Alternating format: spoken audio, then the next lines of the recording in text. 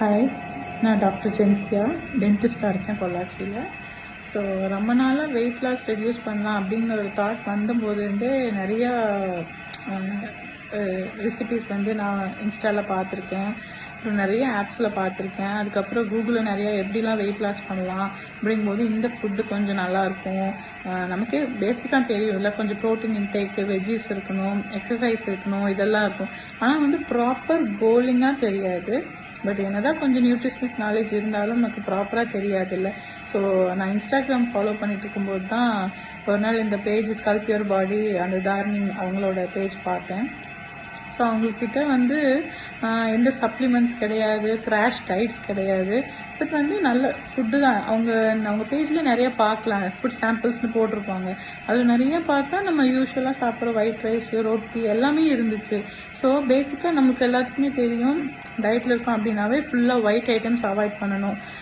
சாப்பாடு சாப்பிடக்கூடாது, இட்லி தோசை இல்லை, வெறும் உப்புமா, கோதுமை தோசை, அதுக்கப்புறம் சப்பாத்தி, வெஜிடபிள்ஸு, சுண்டல், இது மாதிரி ஒரு நாலேஜ் நமக்கு ஃபுல்லாக இருந்திருக்காது. பட் ஆனால் அவங்க பேஜில் எல்லாமே இருந்துச்சு. ஸோ நான் அவங்கள கன்சல்ட் பண்ணேன். அப்போ நல்ல மெனு, ப்ராப்பர் மெனு கொடுத்தாங்க.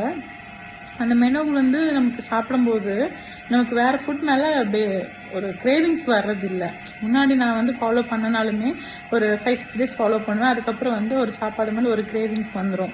அப்புறம் அதை ஃபாலோ பண்ணாமல் விட்டுறது, ஏன்னா அது தப்பான டயட். அதனால பட் அப்படிங்கிற நமக்கே ஒரு உடம்பே செட் ஆயிடுச்சு. இப்போ கூட நான் ஆக்சுவலாக 50 டேஸ் முடிச்சு ஒரு 20 டேஸ் ஆச்சு.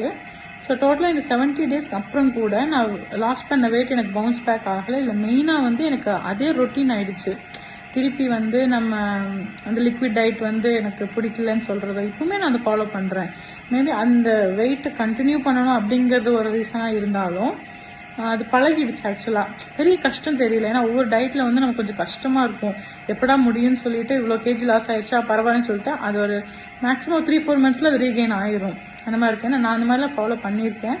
பட் எனக்கு ஒரு திருப்பி ரீகெயின் தான் ஆச்சு. என்னால் கரெக்டாக ஃபாலோ பண்ண முடியல. ஆனால் இவங்களது உண்மையாமே நீங்கள் ட்ரெஸ் பண்ண இந்த வீடியோ யார் பார்க்குறதா இருந்தாலும் பிளைண்டாக ட்ரெஸ் பண்ணி அந்த பேஜை ஃபாலோ பண்ணி நீங்கள் வெயிட் லாஸ்க்கு போகலாம். ஏன்னா நான் ஃபஸ்ட்டு அதில் ஜாயின் பண்ணும்போது நம்ம நிறைய ஃபாலோ பண்ணி விட்டுருக்கோம். ஸோ கண்டிப்பாக ஒரு மேக்ஸிமம் வேணால் ஒரு 3-4 கேஜி லாஸ் பண்ணலாம். ஆனால் 50 டேஸ் நம்மளால இதில் தாக்கு பிடிக்குமான்னு கேட்டால் நிஜமாக முடியாது. ஏன்னா வீட்லேயும் அப்படியே சொன்னாங்க, நீ எப்போ இப்படி பண்ணுவேன், அப்புறம் இப்படி விட்டுருவேன்னு சொன்னாங்க. ஆனால் அப்படி இல்லவே இல்லை. நான் நிஜமாக சொல்கிறேன், நான் 50 டேஸும் ஃபாலோ பண்ணலை தான், 40 டேஸ் பண்ணினேன். பட் நான் நினச்ச அந்த 3-4 கேஜி விட ஒரு 10.7 கேஜி, அதாவது நியர்லி 11 கேஜி நான் ரெடியூஸ் பண்ணிட்டேன். இப்போ முடிச்சு இந்த 20 டேஸ் ஆச்சு. அதுலேயுமே நான் ஒரு 10 டேஸ் ஃபாலோ பண்ணல. So almost 1 month. நான் 1 மந்த்து நார்மல் ஃபுட் தான் சாப்பிட்றேன். அவங்க கொடுத்த மாதிரி இப்போ எனக்கு பசிக்கல அப்படின்னா உடம்பு செட் ஆனால நானே ஆட்டோமேட்டிக்காக ஒரு ஜூஸ் எடுத்துக்கிறது அந்த மாதிரி ஆயிடுச்சு. நான் ஃபீடிங்கும் பண்ணிட்டு இருக்கேன். இந்த ஃபீடிங் எனக்கு எந்த வகையில் டிஸ்டர்போ, நார்மல் ஃபுட் தான் சாப்பிட்றேன். அவங்க கொடுத்த மாதிரி இப்போ எனக்கு பசிக்கல அப்படின்னா உடம்பு செட் ஆனால நானே ஆட்டோமேட்டிக்காக ஒரு ஜூஸ் எடுத்துக்கிறது அந்த மாதிரி ஆயிடுச்சு. நான் ஃபீடிங்கும் பண்ணிட்டு இருக்கேன். இந்த ஃபீடிங் எனக்கு எந்த வகையில் டிஸ்டர்போ ஆகலை. இப்போ அதே தான் கரெக்டாக. ஆனால் நான் 10.7 ரெடியூஸ் பண்ணேன். இந்த டயட்டை ஒரு 50 டேஸாக ஒரு சேலஞ்சிங்காக எடுத்து கரெக்டாக ஃபாலோ பண்ணனா அவங்க சொல்லுவாங்க 8 to 12 கேஜிஸ் ரெடியூஸ் பண்ணலான்னு. எனக்கு கேட்டால் அதை விட அதிகமாகவே ரெடியூஸ் பண்ணலாம் அந்த கோல் இருந்துச்சுன்னா. ஏன்னா நம்ம வெயிட் லாஸ் பண்ணுறதுங்கிறது ஒரு ஈஸி கிடையாது. அப்போ இவங்க என்னதான் ஃபுட் சாம்பிள்ஸ் கொடுத்தாலும் நம்ம கண்ட்ரோலுங்கிறது கொஞ்சம் வேணும். ஸோ அவங்க கொடுக்கறதுலேயே ரெடியூஸ் ஆகுது. பட் அதுக்கும் மேலே நம்ம ரெடியூஸ் பண்ணணும் அப்படின்னா நம்ம அந்த 50 டேஸுங்கிறத கரெக்டாக ஃபாலோ பண்ணணும். நான் கொஞ்சம் ஃபாலோ பண்ணல, 10 டேஸ் விட்டுட்டேன். அதனால இது மேபி நான் அதை ஃபாலோ பண்ணியிருந்தேன், இன்னும் ஒரு 2-3 கேஜிஸ் சேர்த்து கூட இது பண்ணியிருந்துருக்கலாம்.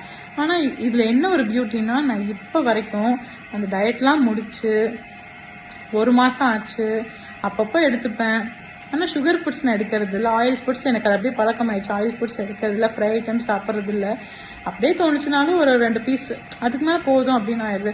இப்படி இருந்துமே நான் லாஸ் பண்ண கேஜி எனக்கு திருப்பி பவுன்ஸ் பேக் ஆகவே இல்லை. நான் எப்படி இருந்தேனோ அப்படியே தான் இருக்கேன். இதுதான் ஒரு ப்ளஸ்ஸே. நமக்கு லாஸ் பண்ண டயட் முடிச்சதுக்கப்புறம் அது இது சாப்பிட்டு திருப்பி போயிடுவோம் பழசு. நம்மளுக்கு அந்த 50 டேஸ் நம்ம உடம்பும் அது மாதிரி செட் ஆயிடுது. ஸோ இந்த வீடியோ யார் பார்க்குறதா இருந்தாலும் அந்த பிளைண்டாக அந்த பேஜை ஃபாலோ பண்ணி தார்னியை ரொம்ப ட்ரஸ்ட் பண்ணி நீங்கள் ஈஸியாக மூவ் பண்ணலாம், வெயிட் லாஸ் பண்ணலாம். யாரெல்லாம் ஜாயின் பண்ணுறீங்களோ அவங்களுக்கு என்னோட ஆல் தி பெஸ்ட். தேங்க்யூ.